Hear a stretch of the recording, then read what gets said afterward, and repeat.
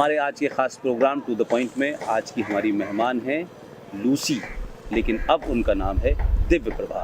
वो इस समय काशी में है और भारतीय संस्कृति और संस्कृत के बारे में प्रचार प्रसार में लगी हुई है। हम उनसे पूछते हैं कि उनका भारत कैसे आना हुआ और वो संस्कृति और संस्कृत के बारे में कैसे उनको इन्फ्लुएंस हुआ और किस तरह से वो मुतासिर हुई और वो काशी में आके बस गई और यहाँ के छोटे छोटे बच्चों को भारतीय संस्कृति के बारे में और संस्कृत के बारे में एक लंबा उनका समय यहाँ गुजरा और वो उनको पढ़ा रही हैं, प्रचार प्रसार में लगी हैं। आज वो हमारे साथ हैं। लूसी जी, आप दिव्य प्रभा हो चुकी हैं।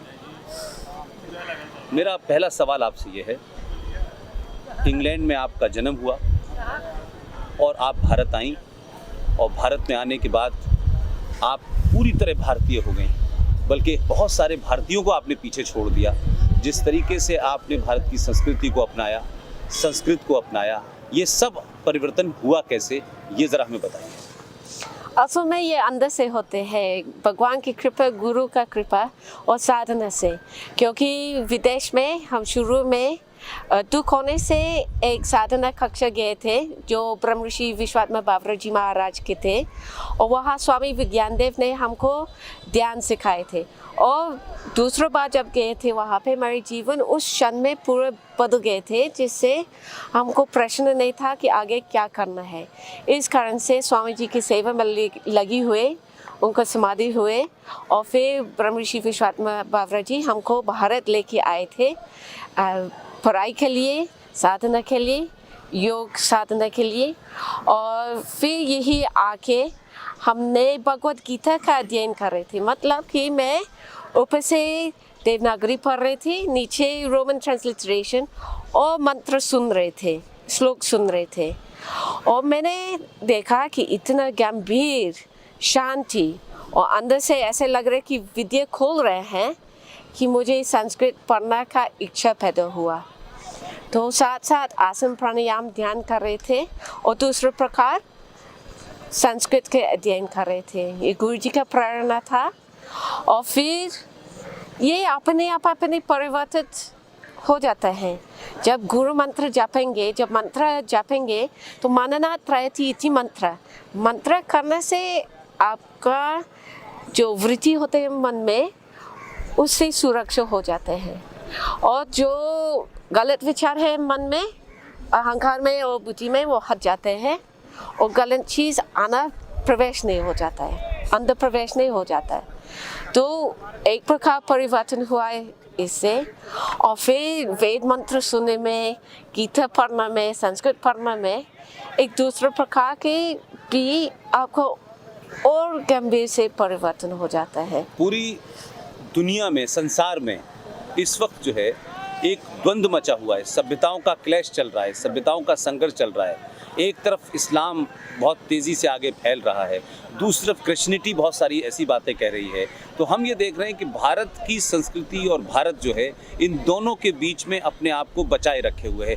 क्या वो शक्ति है भारतीय संस्कृति के अंदर कि इतनी बड़ी दो संसार के धर्मों में, चाहे वो इस्लाम हो, चाहे वो क्रिश्चियनिटी हो, और जिस तरीके के षड्यंत्र पूरी दुनिया से इस संस्कृति को नष्ट करने के लिए हो रहे हैं, ऐसे में आपको भारतीय संस्कृति को बचाने, उसका प्रसार करने में क्या क्या आप करती हैं और भारतीय संस्कृति की क्या खूबसूरती है, क्या इसकी ताकत है, वो आप कैसे बताएंगे?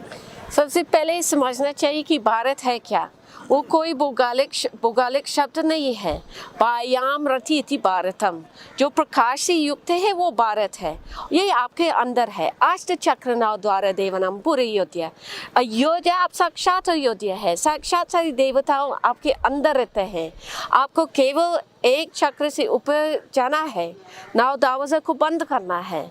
यही हमारी भारतीय संस्कृति। आपको स्वयं करना है। आपकी उत्थान और आपकी पतन दोनों आपका हाथ में है। आपको स्वयं करना है, दूसरे लोग को नहीं देखना है कि क्या कर रहे हैं। ये हम लोग का संस्कृति नहीं है। ये हम लोग की संस्कृति रिलीजन से बहुत दूर की बात है। हम लोग सनातन धर्म के हैं। हम लोग कोई रिलीजन नहीं है। हम लोग जीवन पद्धति है। हम लोग को साधना करने वाली है। हम भगवान के नाम लेने वाली है। वेद इत्यादि अपने से सुरक्षित है। कोई वेद थोड़ी नष्ट कर पाएंगे, लेकिन विश्व में युद्ध बंद करने के लिए हमको स्वयं अंदर से शांति पाना है, हमको अंदर से स्वयं युद्ध बंद करना है, क्योंकि मेरी राक्षस और देवता की युद्ध स्वयं अंदर होते हैं। हमको स्वयं देवी जैसा बनवाना है, तभी उसको आगो बगो वाली को प्रभाव हो जाता है। हमको स्वयं चमकना है, हमको स्वयं विद्या पाना है। विद्या या अमृतम आश्नुते। अगर हमको जीवन में सुख चाहिए, अमृत चाहिए, ये हमारी साधन है, हमारी भारतीय संस्कृति हमारी साधन है। पैसा और इत्यादि ये कोई साधन नहीं है, हमको स्वयं करना है, हमको स्वयं देखना है कि हो रहे हैं, और हम ही स्वयं करना है। और मेरे करने से दूसरे लोग अगो बगो में स्वयं शांति पाएंगे, फिर ये लोग भी स्वयं करने लगेगा। कि जैसे मान लीजिए मेरे अंदर एक बाल्टी है, और मान लीजिए मेरी बाल्टी के अंदर नीला पानी है, और बगो वाली की पानी क्या सफ़ेद है। हमारी बाल्टी, मेरी शक्ति, उनकी शक्ति मिलने से दोनों नीला हो जाएंगे। लेकिन सबसे बड़ी प्रॉब्लम है इस विश्व में, व्यक्तिगत हम लोग अपने को समझते हैं। राजगुण, तमोगुण, सत्वगुण सभी लोग इसका मिश्रित है मन में, लेकिन असल में हमारी बुद्धि प्रतीक मणि जैसा है।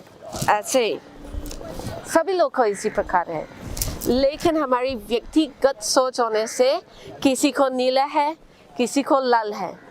तो समझिए कि हमारी बुद्धि के सामने हमने लाल चश्मा रखा, आपने नीला चश्मा रखा है, और फिर कोई पीला वस्त्र है सामने, हम देखेंगे केसरी रंग, आप देखेंगे हरा रंग, पक्ष पंक्तियाँ अलग अलग। आप नहीं मानेंगे मेरे पक्ष, हम आपकी पक्ष नहीं मानेंगे। तो हम लोग भारतीय संस्कृति के आधार पर अपने को प्रतीक मणि जैसे बनाना है, जैसे हम सत्य ही जानकारी हो जाएगा। सत्यम ज्ञानम अनंतम ब्रह्म। हमारी जीवन का लक्ष्य पुरुषार्थ चतुष्टयम, धर्म अर्थ काम मोक्षाना पुरुषार्थ चतुष्टयम है ना। हमको स्वयं करना है, दूसरे लोग क्या कर रहे हैं जाने दीजिए। सभी लोग एक समय पूरे विश्व में कभी नहीं होगा कि सभी लोग एक ही वृत्ति होगा, क्योंकि ये 3 गुण ये प्रकृति का नियम है।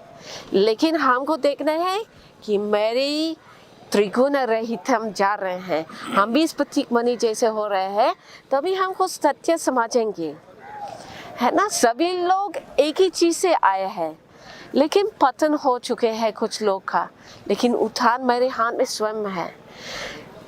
पतन का रास्ता बहुत सरल है, उत्थान करना बहुत कठिन है। लेकिन अगर केवल एक चक्र से दूसरे चक्र जाएंगे, तभी भी केवल 7-8 जन्म की बात है। एक समय था कि जिस देश में आप पैदा हुई, उस देश के लोगों ने यहाँ व्यापार शुरू किया। व्यापार करने के बाद इस देश को गुलाम बनाया और 250 साल तक राज किया। उससे पहले ये देश मुग़लों के और इस्लाम के और मुसलमानों के का गुलाम रहा। आज उस देश से लूसी नाम की एक महिला हिंदुस्तान आती है। वो न सिर्फ अपना नाम बदलती है, वो अपना पूरा चाल चलन सब कुछ वेशभूषा बदलती है और भारत में रहती है और भारतीय संस्कृति का प्रचार करती है। क्या मैं इस बदलाव को ये देखूं कि भारत बदल रहा है और जहां भारत की पहचान थी भारत उधर जा रहा है? आप क्या समझते हैं? पहली बात है, भारत कभी नहीं बदल जाता है। असली भारत हमेशा प्रकाश ही है। लोग बस जोड़ना है असली मूल तत्व से, अपने आत्मा से जोड़ना है, अपने को पहचाना है। दूसरे लोग क्या कर रहे हैं नहीं देखना है, आपको देखना है कि मैं अपने आत्मा को पहचान रहे हैं। जब हम अपने आत्मा को जानते हैं तभी हम पूरा समझेंगे, क्योंकि यथा पिंडे तथा ब्रह्मांडे। जो युद्ध इत्यादि हो रहे हैं, जो चीज़ को नहीं समझ आ रहे जो हो रहे हैं, ये अपने अंदर से नहीं समझ आ रहे हैं। हम पहले अपने को समझना है, तभी हम बाहर को समझेंगे और तब हम बाहर के लिए कुछ करवा सकते हैं। लेकिन पहले पहचाना है कि मैं कौन हूँ, तब हम जानेंगे कि मुझे क्या करना है जीवन में। पहले ये हमारी जीवन का जिम्मेदारी है।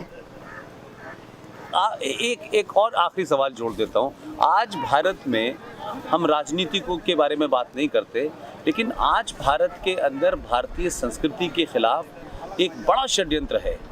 जो यहाँ रह रहे हैं, बरसों से रह रहे हैं, उन्होंने भारतीय संस्कृति को माना, नहीं माना, लेकिन हम ये देखते हैं कि भारतीयता की पहचान और भारतीय संस्कृति के लिए वो लगातार हर दिन एक बड़ा खतरा बन रहे हैं।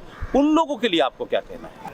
अगर मेरी इच्छा पूर्ति होते हैं, हम देखेंगे पूरे विश्व में भारतीय संस्कृति हो जाएगा, क्योंकि मैंने देखा है कि मेरे जीवन में इतना लाभ हुआ।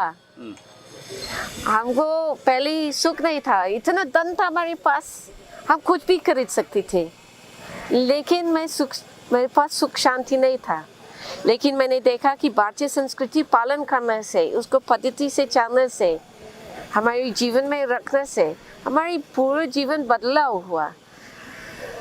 मैं आनंद में ही रहती हूँ, इसमें कोई संदेह नहीं है, और मैं चाहती कि पूरा विश्व आनंद में ही रहेंगे। लेकिन मैंने देखा कि इससे कोई सरल साधन नहीं है, भारतीय संस्कृति कोई सरल रास्ता नहीं है। अगर सभी लोग भारतीय संस्कृति दोबारा अपने जीवन में रखेंगे, ये सुख शांति और आनंद से ही रहेंगे, आनंद पूर्वक ही हो जाएगा। ये इसके लिए मैं निश्चित हूँ। तो मैं निवेदन करती हूँ कि जो लोग इससे थोड़ा सा दूर जा रहे हैं, थोड़ा आस पास आइए, उसका स्वाद थोड़ा सा ले लीजिए, उसको स्वाद से आनंद आएगा, फिर आपका रुचि बढ़ेगा इसके लिए। इसमें हमारी कोई संदेह नहीं है।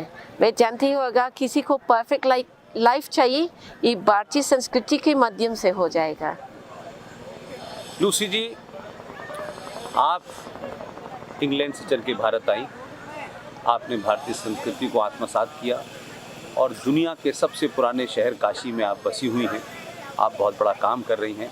आपने विदेशियों को भी संदेश दिया, भारत के लोगों को भी संदेश दिया, हमारे लिए समय निकाला, इसके लिए आपका बहुत बहुत धन्यवाद। प्रणाम, धन्यवाद।